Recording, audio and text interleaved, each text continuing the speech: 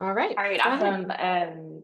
So my name is Taylor Freret. I am one of the maternal-fetal medicine physicians at Beth Israel, and I'm going to talk today about ambulatory strategies to prevent preeclampsia. I'll just go through a brief outline, but we'll start just by talking a little bit about kind of standardized definitions, a brief history of hypertension in pregnancy, and then why it matters. And then most of my talk is going to focus on the two interventions that we have when it comes to reducing preeclampsia, and that's the use of low-dose aspirin. We'll talk about what current guidelines show, and then try to look at a little bit of data from our own health system, and then also talk a little bit about chronic hypertension and blood pressure control. Um, so just to start, obviously we're all obstetricians, but I want to make sure that we're all understanding the same thing that I'm talking about when I use a particular term. So I'm just going to standardize some definitions now. In terms of chronic hypertension, so that is going to refer to any type of hypertension that's diagnosed or present before pregnancy or before 20 weeks of gestation.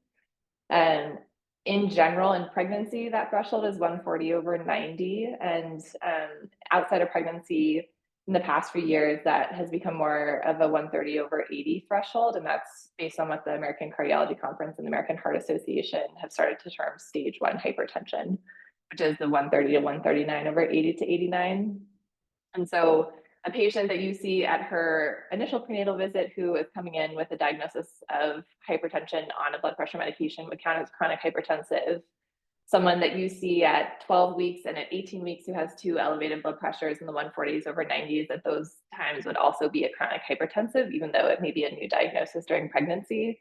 And similarly, a patient who comes in who's been told that she has chronic hypertension but may not actually be on medications and has scattered elevated blood pressures throughout her prior doctor's visits would also be someone who would count as a chronic hypertensive, even if her blood pressures when she first meets you are normal and she's not on medications. And that's going to be in contrast to hypertensive disorders of pregnancy. And the diagnosis, kind of baseline gestational hypertension, is going to be two blood pressures that are either 140 or higher systolic or 90 diastolic that occur 4 hours apart after 20 weeks of gestation. And that's really what helps differentiate gestational from chronic hypertension. Or a single blood pressure in the severe range, so 160 or higher systolic or 110 or higher diastolic. And that's because we don't want to wait 4 hours for a potentially dangerous blood pressure to confirm that it's an elevated blood pressure. And then for either chronic hypertension or gestational hypertension, you can have preeclampsia as well. And that is sort of the diagnosis of elevated blood pressures. And like we all know, either proteinuria or certain other laboratory abnormalities like thrombocytopenia, renal insufficiency, or impaired liver function. And then also either pulmonary edema or new onset headache or visual symptoms. And I think importantly, ACOG makes in particular the point for headache or visual symptoms that these should be unresponsive to medication, but also not accounted for by other diagnoses. And that's really true of everything. So someone can have hypertension and chronic kidney disease, and that is not necessarily a diagnosis of preeclampsia, or someone may have sort of non-alcoholic fatty liver disease and chronic hypertension or gestational hypertension. That doesn't necessarily mean that they have preeclampsia. And so I think it's important to understand that these are changes that are supposed to be related to preeclampsia itself. So to talk a little bit about a brief history of hypertension in pregnancy, I think I'm relatively new into my practice, but a lot has changed even in the time that I've been practicing. And some of the, I think, big things that have happened in the last decade were the ACOG Executive Summary on Hypertension, which was in 2013, sort of the first large recommendation for low-dose aspirin in 2014 by the United States Preventive Services Task Force, and then a study in 2015 that tried to look at blood pressure targets in pregnancy, and then 2019 when ACOG published updated practice bulletins on both gestational hypertension and preeclampsia, as well as chronic hypertension.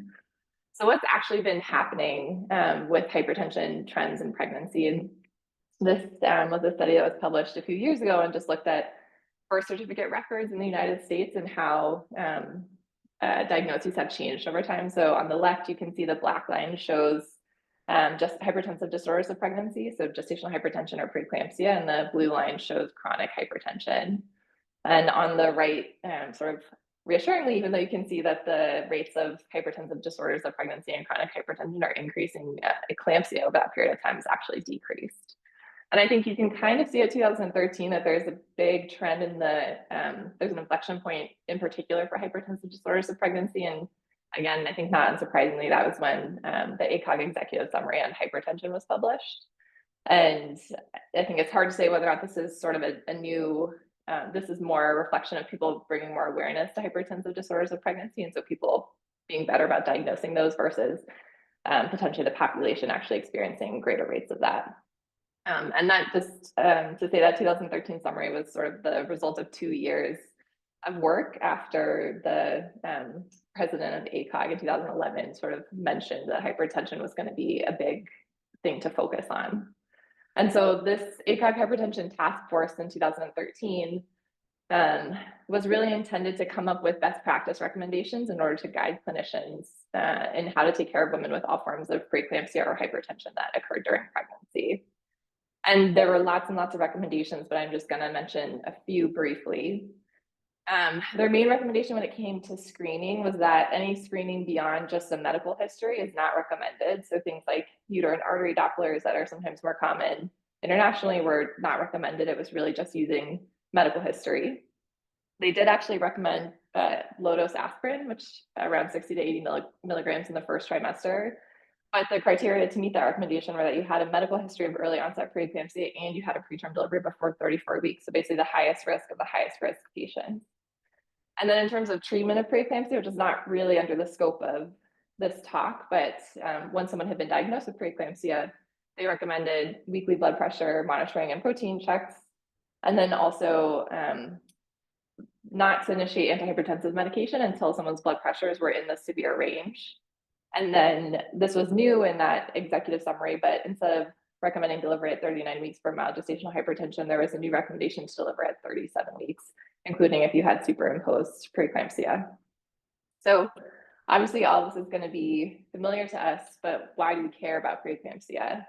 Hypertensive disorders of pregnancy are a major contributor to severe maternal and perinatal morbidity and mortality, and there's also significant racial and ethnic disparities that exist. In the US, the estimated cost of preeclampsia within the first 12 months of delivery is more than $2 billion. And that's about half related to the care of moms and half related to the care of babies, particularly who are born preterm because of preeclampsia.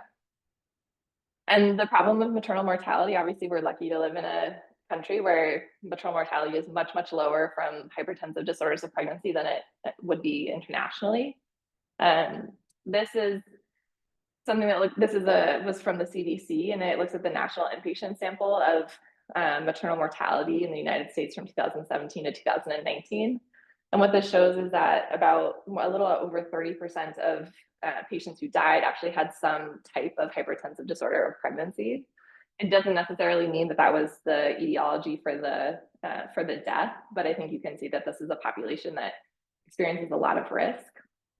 And then in particular, when you look at maternal mortality due to cardiac conditions, and this was from 2020, you can see the darker blue is looking at hypertensive disorders of pregnancy, the medium blue is looking at cardiomyopathy, which sort of can be related to long-standing hypertension, and the lighter blue are other cardiac conditions, which include things like coronary artery disease or valvular disease, but also just general chronic hypertension. And I think you can see that in particular, among patients who identify as Black, the mortality rates due to those conditions is much higher than overall. And so when we think about interventions, what are the things that we can actually do? What are the things that you can do for the patients that you see in your clinic to try to reduce preeclampsia? And as I mentioned, we're going to talk about two things. So first, I'm going to talk mostly about low-dose aspirin, and we'll touch a little bit on the blood pressure control of patients who have chronic hypertension.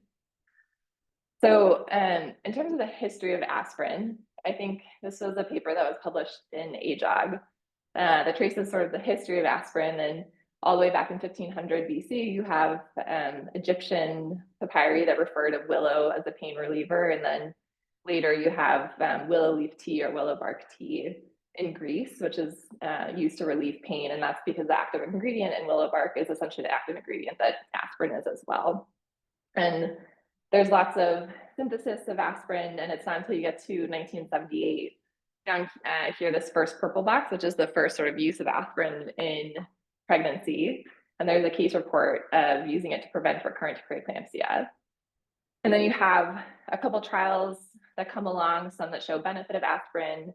In 1994, CLASP was a big trial that showed no benefit of aspirin at a dose of 60 milligrams.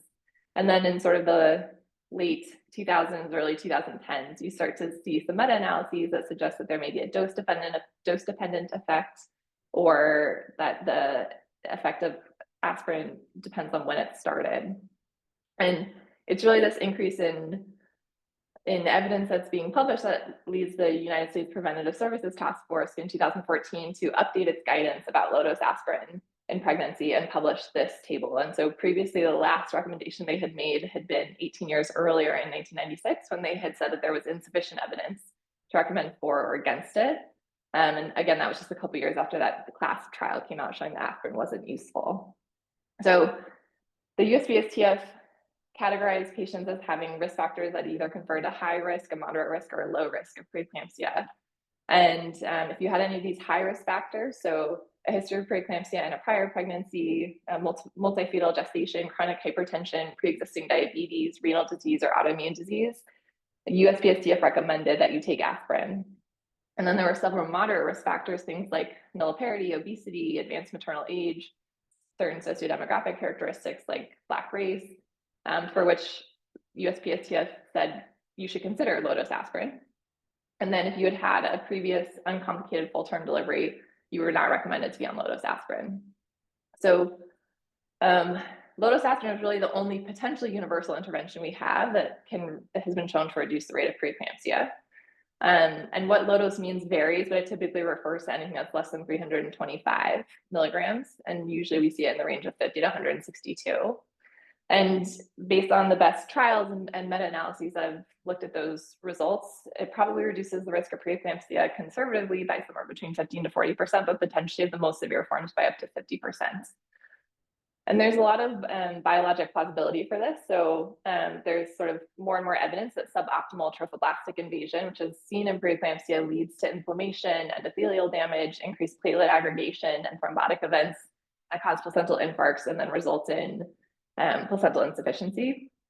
And this sort of trophoblastic invasion process tends to start around 8 to 10 weeks of gestation and typically is finishing around 20 weeks. And we know that aspirin at low doses selectively and irreversibly inactivates COX-1, and that results in reduced prostaglandins and thromboxanes, which thereby inhibit inflammation and inhibit platelet aggregation. And so even though the USPSTF in 2014 came out with these recommendations, which ACOG mirrored quite soon after, overall, the rates of low-dose aspirin use remain pretty low. And so there are several national studies which have consistently showed that less than 50% of the patients for whom low-dose aspirin is recommended actually receive aspirin. And for patients who have only moderate risk factors, the rates of low-dose aspirin use can be as low as 5%. And I think it's important to note that we're talking about a drug that has very, very few contraindications, and that's also exceptionally cheap. So if any of your patients have Mass Health will just cover it from the pharmacy. And if you go on GoodRx, for example, you can get a prescription, you can get a coupon for a 30-day supply for $2. So I think as over the past decade, more and more data came out to suggest that low-dose aspirin is quite effective at reducing preeclampsia, and more safety data suggesting that there's very few risks associated with aspirin came out. The USPSTF updated its guidance in 2021. And this actually dramatically changed the people for who low-dose aspirin was recommended. And so the same recommendation about if you have a high risk factor, recommending low-dose aspirin was there, but they added combinations of multiple moderate risk factors. And so essentially now, if you were if you were a NOLIP with a BMI of 32 at the start of pregnancy, you were recommended to be on low-dose aspirin, whereas previously it would have been just consider. And if you had a single factor, if you have a single factor now, the recommendation is to consider low-dose aspirin. So every patient you see where it's their first pregnancy, or everyone who's of advanced maternal age, you should think about recommending aspirin. And they also basically said now it's not just having a prior uncomplicated term delivery, you also have to have an absence of risk factors. So if you saw a patient at 34 who had an uncomplicated term delivery and now you're seeing them in their 36, the new guidelines would say you should think about putting them on aspirin. And then also IVF was added as a moderate risk factor, which alone sort of, again, confers a consideration for low-dose aspirin. So these are the current guidelines. And again, ACOG pretty much published updated guidance and recommended the same sort of categories of who should be on aspirin. And I think it can be hard because a lot of times we hear things that are happening nationally and we don't necessarily know how we're doing within our own health system. And so I was kind of curious how we're doing within the BILH network. And I ended up trying to go through some of the data that's available to look at on Epic. And I'll just show this here. This is just looking at 3 hospitals. So Winchester, Beverly, and BI. I'm somewhat new here. And so these seem to be the months of 2024 that for all 3 hospitals were reporting data. But what you can see is the sort of darker blue line is looking at what % of patients who delivered in that month at any of those 3 hospitals had at least one risk factor for preeclampsia. And you can see that on average, we're talking about around 88% had at least one risk factor. And I could not figure out how to include a family history of preeclampsia or prior preeclampsia. So this is sort of a bottom estimate of that. And then the brighter blue is looking at of the patients who had a risk factor, at least one risk factor for preeclampsia, who had aspirin either prescribed or noted on their medication list through Epic. And so you can see sort of overall, we're looking closer to probably 35 to 40% of patients were on aspirin. And I was curious a little bit about how that might change if patients have those high risk factors versus moderate risk factors. And here, this is, again, data that is looking at just patients who had those high risk factors. So things like multiple gestation or prior history of diabetes or history of hypertension going into pregnancy. And the blue are patients who had aspirin. So you can see actually we're doing a pretty good job of people who have a high risk factor, and around 74% here actually were getting aspirin. I will note that I did try to look at how many people in this period had an allergy to aspirin or to an NSAID listed, and it's about 5 people per month of the maybe 700 to 800 deliveries a month. So we're talking about really small numbers. So we're certainly doing a pretty good job here in terms of getting people on aspirin, but ideally 100% of these, minus maybe a couple of allergies or contraindications, would be on aspirin. And it's essentially flipped for patients who just have any risk factor. This includes high risk factors, but it's pretty much the same if you remove the high risk patients, just because of the differences in the total numbers. But here, about 38% of patients who have at least one risk factor are getting aspirin, and closer to 60% who have at least one risk factor aren't. So how can we do better at making sure that we're recommending low dose aspirin? SFM actually got involved. This is in 2020, so before USPSTF actually updated its guidance, but they published this examples of checklists. So this is an example of a provider-based checklist. They also published some patient-based checklists, where the idea is you literally just ask yourself if someone has a risk factor, and then you make a determination about whether or not you should give them aspirin. But I think that since this was put out, and since the USPSTF and ACOG updated its guidance, it's probably getting easier to ask who isn't eligible for aspirin, because again, maybe 85% of the patients that we see in our network are potentially eligible for aspirin. And again, now a single risk factor is a reason to consider low dose aspirin, and the absence of preeclampsia in a prior pregnancy is no longer a reason not to recommend low dose aspirin. So I think, the first step is making sure that we know who is supposed to be on aspirin and how low the threshold is for recommending low dose aspirin. And obviously I'm talking to a group of providers, so I'm not really going to focus on the patient side of it, although I think there is some data out there that suggests that if patients remember being told to take aspirin, they do a good job of it. So the more that we can remember to tell patients, the better. But I think if we're going to go to the trouble of making a recommendation, what are other things that we can talk to our patients about in terms of how to optimize outcomes? And the sort of 3 main things that come up are the timing of initiation. So when should a patient start aspirin? What dose should we be recommending? And then also, somewhat interestingly, is there a time of day that we should recommend that they take aspirin? So in terms of timing of initiation, this was a meta-analysis that was published, I think, in 2016, that looked at 34 trials of 11,000 women. To be fair, there were pretty heterogeneous doses of aspirin that were included, although typically they were more than 100 milligrams. And this showed that there were greater reductions in adverse outcomes when aspirin was initiated earlier and earlier here, meant 16 weeks or sooner of gestation. This is sort of a busy table, but basically you can look at the outcomes for patients who had it started earlier and see that the rate of preeclampsia was halved, severe preeclampsia was dramatically reduced, preterm birth was reduced, growth restriction was reduced, and the number needed to treat is really tiny based on this meta-analysis. So you could give, 8 people aspirin and potentially prevent a preterm birth, a case of growth restriction, and a case of severe preeclampsia. But what about earlier than 16 weeks? And I think this goes back a little bit to talking about when trophoblastic invasion happens, beginning around 8 to 10 weeks. And so this was another meta-analysis that looked at 1,400 patients who had started aspirin before 11 weeks. And I think importantly, this population wasn't intended to be a population that was at risk for preeclampsia. It tended to include patients who'd had recurrent pregnancy loss or prior miscarriage. Although the trends for preeclampsia and gestational hypertension were favorable for the initiation of aspirin, they weren't significant. But the rates of preterm delivery were nearly halved in this study. So again, I think this question of is earlier better? And then also, is there too early? So when I was training, I often heard people say start aspirin after the nuchal translucency ultrasound, because then you've shown that everything's going fine with the pregnancy. But and some people had cautioned against starting it sooner based on some concerns about miscarriage risk. And this is a paper that was published in the British Medical Journal in 2003 of a population of patients at Kaiser in California who basically had a positive pregnancy test, and they were surveyed about what medications they were taking in the first few weeks of their pregnancy or right around conception. And they particularly looked at the use of Tylenol, aspirin, and nonsteroidals. And this showed for aspirin use that if you were taking aspirin at conception, that there was an increased risk of miscarriage, although the overall number of people there was 6.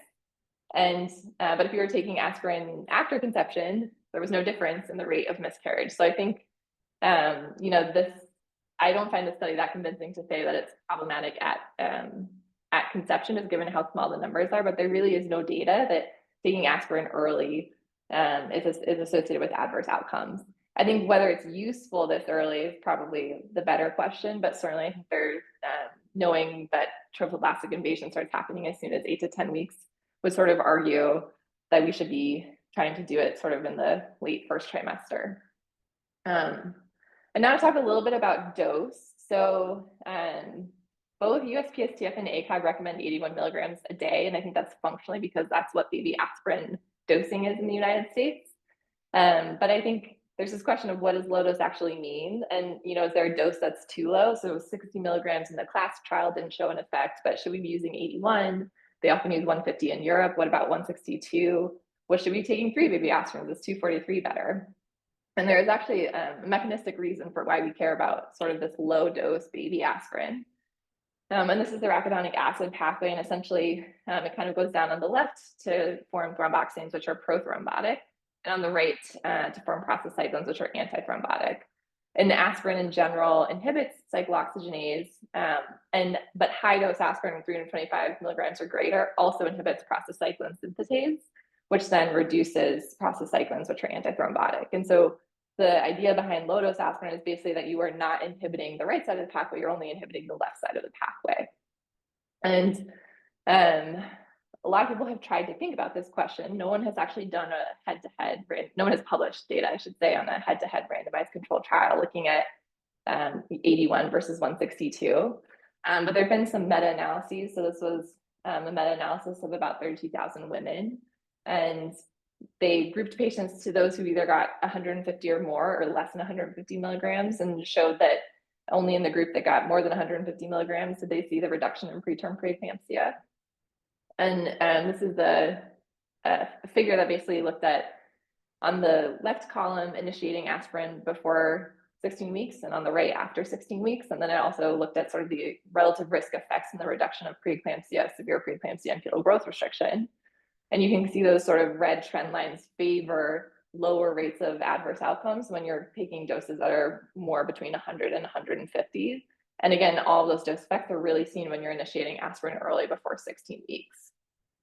And there's, I think, more information that's coming out about dose effects in general. So there's actually a publication that I think will come out shortly in AJOG. It was just published ahead of print this month that gave patients either 75 milligrams or 150 milligrams of aspirin, and then essentially looked at serum levels of salicylic acid and then serum thromboxane levels, and showed that there was higher plasma exposure to salicylic acid in the higher group, and also a greater reduction in thromboxanes, which again were those sort of prothrombotic side of the pathway. And then a few months ago, the Asprio trial results were published. And this was a trial that looked at 162 versus 81 milligrams of aspirin in patients with obesity who were high risk. And they used a somewhat more atypical analysis of Bayesian analysis, but found that there was a 78% probability that the higher dose reduced severe preeclampsia, and the best estimate was that it did that by that it would have been about a 12% overall reduction for using 162.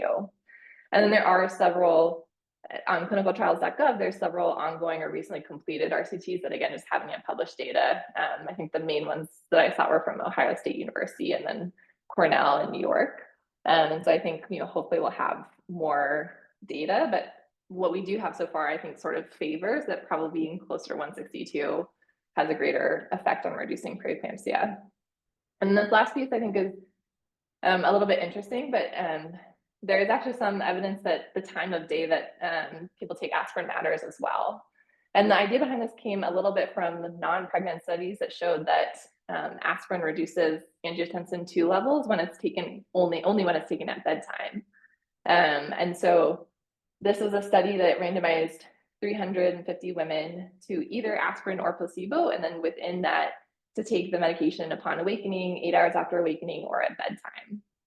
And here are sort of the outcome graphs, but essentially the top row is kind of average systolic blood pressure, and the bottom row is average diastolic blood pressure, and the red line is looking at placebo. The dashed blue line is looking at patients who took aspirin, and then the columns refer to when it was taken. So if you were in the take it upon awakening group, 8 hours after awakening, or the bedtime group.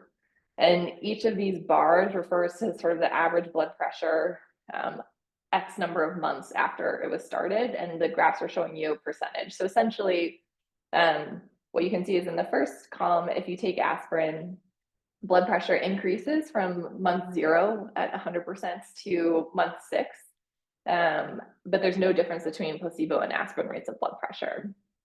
However, if you take, if you're randomized to aspirin, either post-awakening or at bedtime, you can see this, instead of having your blood pressure creep up over the course of several months, you can actually see that the blood pressure is lower. By month 6, it's about the same as it was when it started, but the overall trend is low, and that's more pronounced in the group that takes it at bedtime. And so, maybe some evidence to suggest that actually taking it at bedtime has benefits for blood pressure and not just the trophoblastic invasion piece of it. And then this study again looked at basically blood pressures after 6 months of aspirin, and they showed that on average, the group that was taking it 8 hours after awakening or at bedtime had lower average blood pressures. And they looked again at 6 to 8 weeks postpartum after aspirin had been discontinued, and showed that there was no longer a difference between blood pressures. And they had also looked at some outcomes of preeclampsia, preterm delivery, and fetal growth restriction, all of which favored aspirin being taken later in the day. So I think we don't focus so much on this, and obviously taking any aspirin is better than not taking it, but I think if you could get your patients to choose, maybe some evidence that they should take it at bedtime.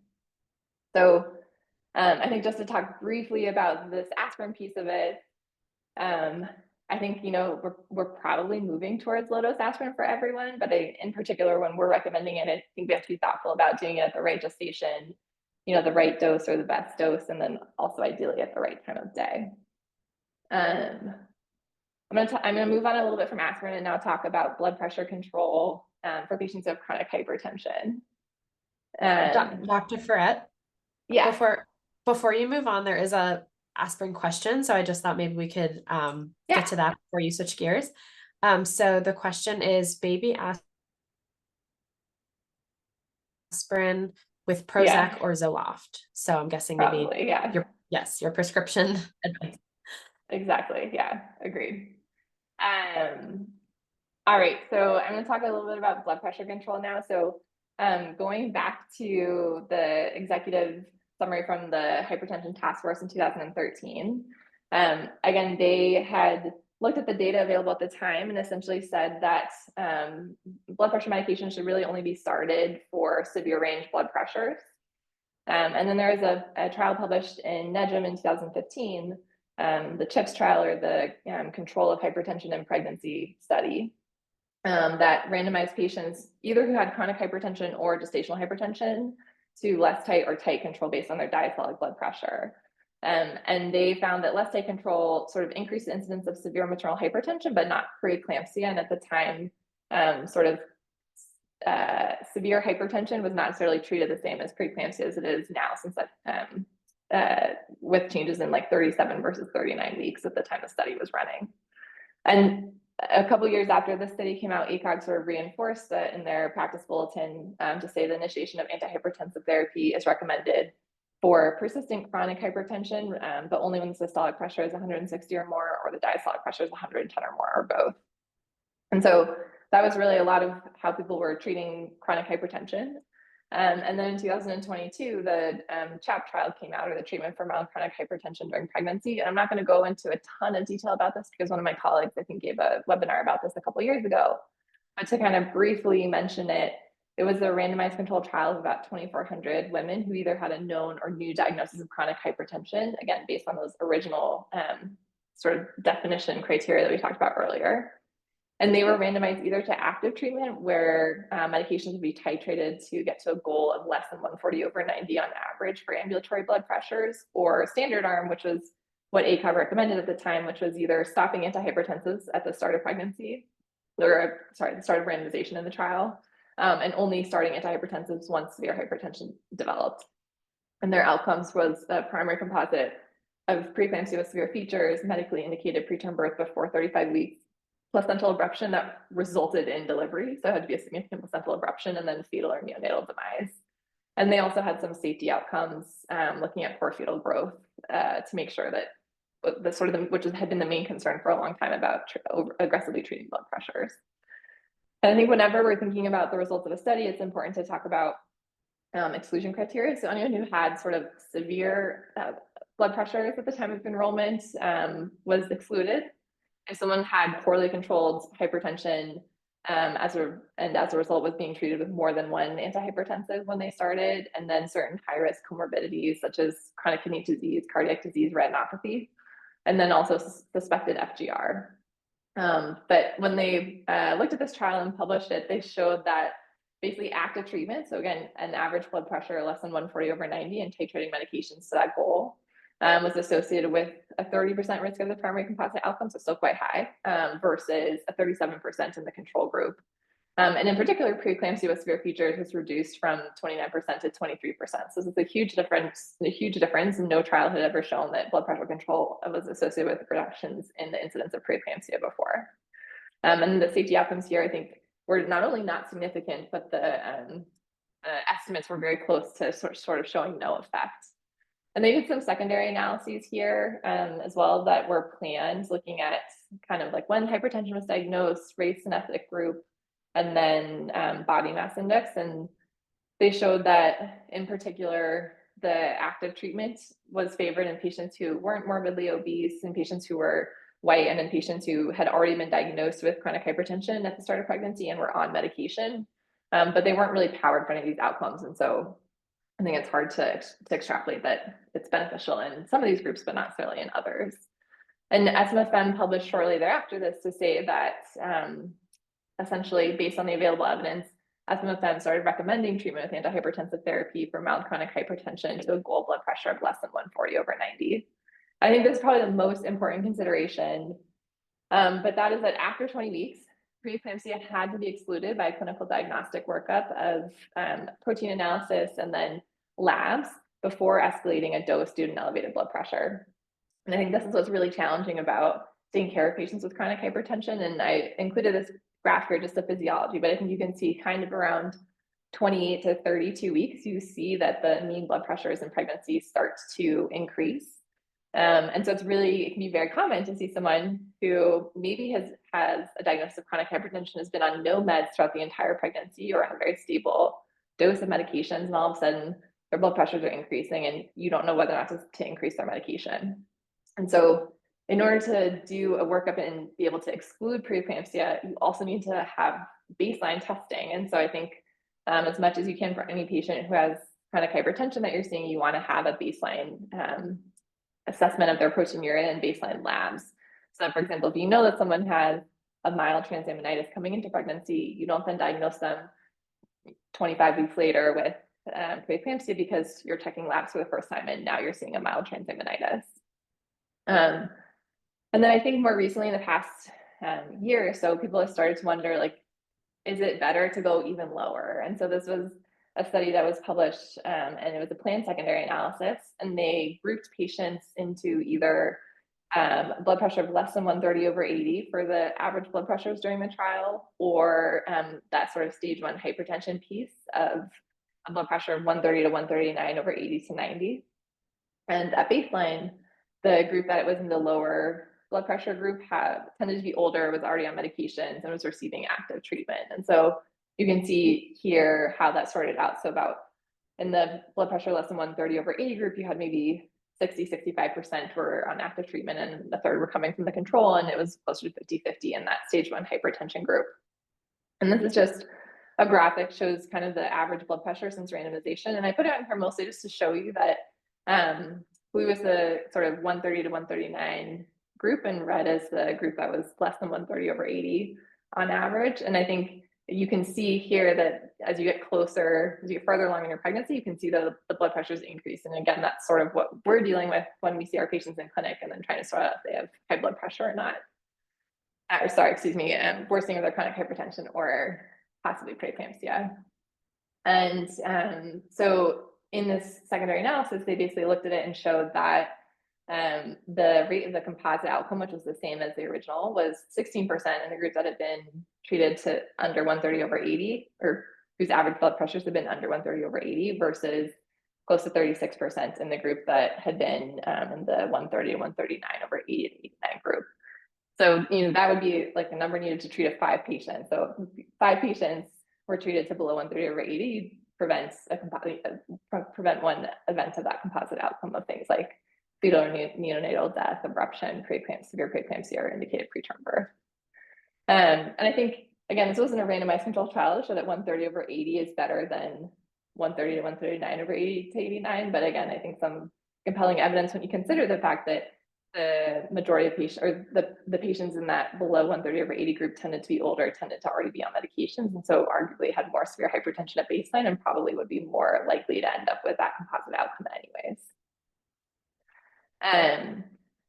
So just to kind of summarize some of these strategies, I think in terms of low-dose aspirin, it's really the only effective kind of universally applicable prophylaxis that we have for preeclampsia.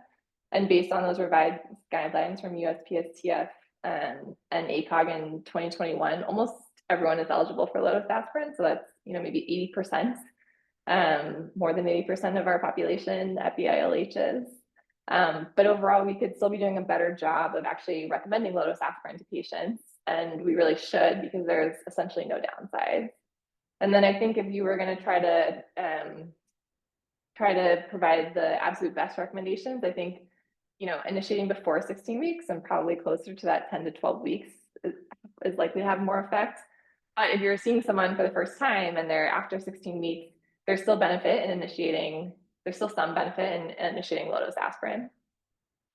I think there's no randomized controlled trial yet that shows that 162 is better than 81, but I think a lot of the dose dependent studies are pretty compelling, and I suspect that soon we will have data for 162. And I think that in my practice, I tend to administer 162. And then, probably if you can take it at bedtime, maybe you get a slightly better effect, but obviously taking it at all is better than not. And then I think for the CHOP trial, when you're seeing patients who have mild chronic hypertension, we now feel very confident that the goal blood pressures in pregnancy are on average less than 140/90, but it may be reasonable to aim closer to 130/80. And we didn't really talk about this, but the maximum doses that were included in this trial were knife-fed extended release 120 milligrams or labetalol 1200 milligrams BID, but split dosing of those was acceptable. And in the TRAP trial, they were willing to max out one dose and go to a second medication, and sometimes even a third line medication like methyldopa before they sort of called it quits. But you must exclude preeclampsia before you are up titrating medications. And therefore you must have a baseline understanding what someone's labs and protein are prior to 20 weeks. And I think as much as we can think about the things that we do know and what there is evidence for or strongly suggestive evidence for, I think it's also important to think about what we don't know. And so again, there's no randomized controlled trial evidence for 81 versus 162. I think we don't really know what our goal blood pressures are in patients who have chronic hypertension who have significant comorbidities at baseline or for whom we suspect fetal growth restriction when we're talking about initiating medications. I think we also don't know when to stop up titrating medications in chronic hypertensives. And so the protocol for CHAP actually really didn't say when to stop up titrating medications. I think the expectation was that patients were getting delivered at 39 weeks. And the sort of average gestational age of delivery was closer to 36. So obviously some people stopped being comfortable up titrating medications, but there was no clear stopping point. And I think as you're increasing medications, as blood pressure is getting worse at term, probably do that with caution. And then I think one of my mentors used to always complain a little bit about this, but we don't know what goal blood pressures are for people who have preeclampsia. And I think sometimes we think, oh, there's data now that less than 140/90 is better for chronic hypertension, and so that's probably better for preeclampsia, but currently ACOG guidelines are still only to treat to prevent severe hypertension in patients who have been diagnosed with preeclampsia. And then I think in terms of future possibilities, I'm curious to see what happens over the next several years or maybe next decade, but I think there's a big question of whether or not statins, and in particular pravastatin, may be used to reduce preeclampsia, and some of the very, very early evidence for that is promising, but I think we're still pretty far away from that in general. So I have some references. I'm happy to take questions or just hear people's comments if there is anything else to discuss, but thank you for listening, and I look forward to hearing from you.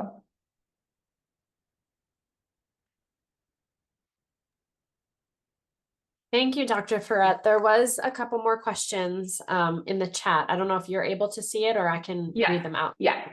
Okay. Okay. Any thoughts about when to stop aspirin in the pregnancy? So I think this is interesting. I am still usually of the practice. I just have patients continue it until they get onto labor and delivery. I think that we feel pretty good, and our colleagues from anesthesia also feel pretty good that aspirin is not a contraindication to things like regional anesthesia. There was a study that was published recently that looked at discontinuation of aspirin around, I think, 24 to 28 weeks, and whether or not that was associated with any difference in preeclampsia rates, and it was not. And I think that maybe argues for the point about by that time, trophoblastic invasion has occurred. So I think if you had someone who wasn't really tolerating it from a GI perspective, I would probably, I would feel comfortable discontinuing it and think that if they were on it early, they'd probably still have the benefits. But I tend to discontinue it until they're going to be delivering. And then in terms of aspirin being well tolerated, what are the major side effects? I think the main things that we worry about are gastritis. And I know that there are some, for example, surgeons who feel strongly that patients who've had bariatric surgery shouldn't be on aspirin, although I think that depends a little bit.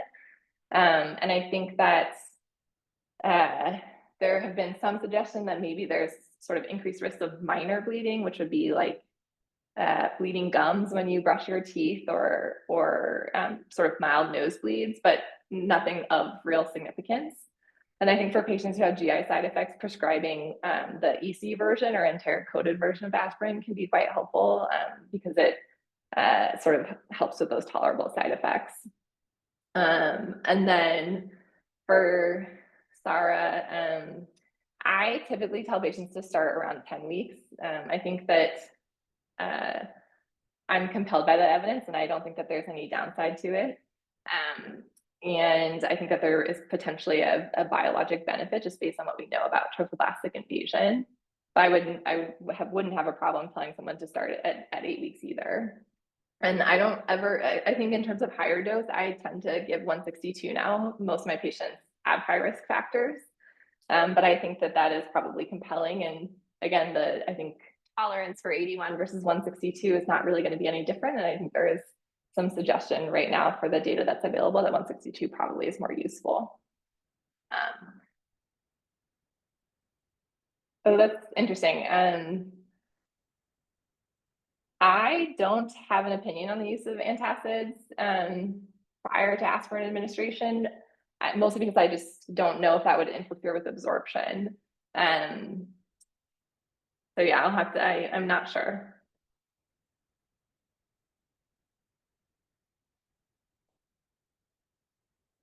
I don't know that we actually have a standard practice, and I think that's because the data that people look at is very different. So for example, the big trial, the big randomized control trial that was published in 2017 was mostly European, and so it looked at 150 milligrams of aspirin, and that was one that showed sort of this like 60% reduction in preterm preeclampsia.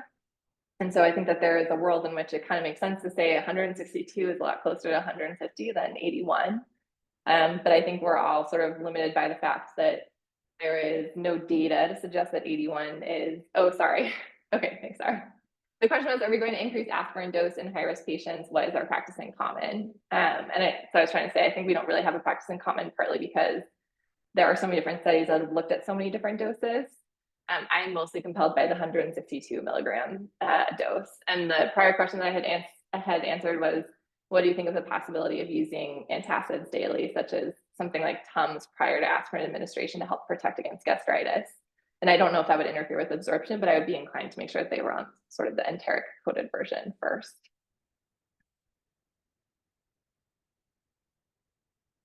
And I kind of will say, I think that, you know, I think are very good about recommending a prenatal vitamin. And I would argue that for most people, aspirin probably has a much greater potential impact on their pregnancy than a prenatal vitamin.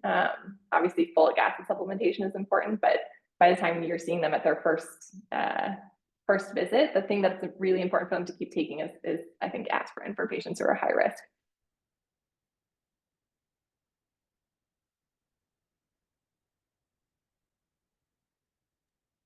Awesome. Thank you so much. I think that wraps us up. I'm going to go ahead and stop the recording.